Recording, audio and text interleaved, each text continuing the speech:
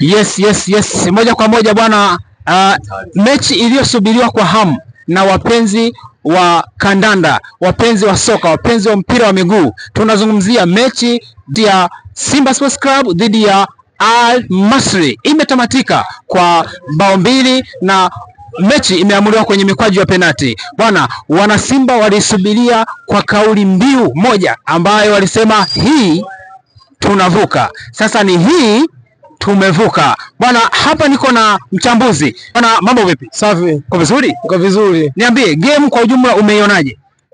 Kimsingi kwanza tumshukuru Mungu, tumemaliza mchezo salama.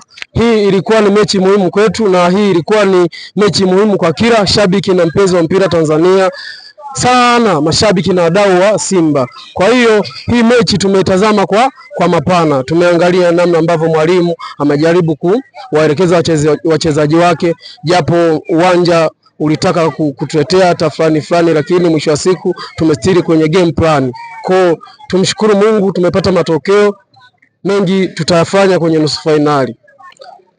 Mimi naweza nikasema swala la mchezo wa mpira wa miguu ni swala ambalo kimsingi unapofungwa matokeo yakawa yapo upande wako, huwezi ukafurahi, lakini yote kwa yote ni matokeo. Baada ya kupoteza kwa goli mbili ugenini, tulikuja tukatafakari kwa nini tulishindwa kupata matokeo ugenini wakati tuliposesi vizuri.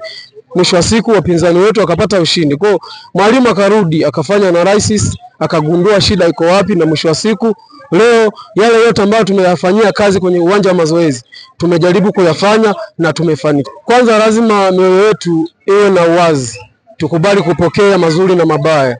Pale ambapo timu imefanya vizuri basi tuisupport, na pale pia timu inapofanya vibaya tuisupport pia, kwa sababu mpira wa miguu na mchezo una matokeo ya kikatili. Unaweza ukafungwa, unaweza ukashinda, mwisho wa siku yanabaki kuwa matokeo. Kwa hiyo ni washauri tu mashabiki wenzangu wa kuanzia kizazi cha mwaka 2000 hasa hii karne ya 21, tunapopata matokeo mazuri tuwe wamoja, pia tunapopata matokeo ambayo hayapo upande wetu pia tuwe wamoja.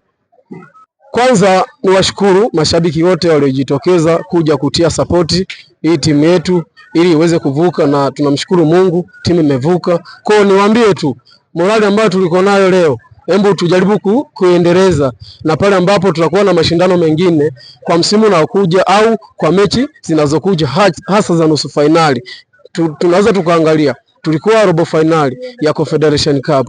Sasa tunatarajia kwenda kucheza mashindano ya nini ya CRDB Confederation. Kwa pia support tuonyesha leo, turudi tukaonyesha kwenye mashindano ya ndani hasa Confederation pamoja na NBC. Kwa hiyo ni waombe mashabiki, umoja tulionao tuendeleze, kwa sababu hii ni timu yetu, tusiache nyuma. Tukiacha nyuma, mwisho wa siku naweza kukosa support, kapata matokeo, mwisho wa siku tukakata tamaa. Kwa turudi tustiri kwenye game. Hii ni timu yetu.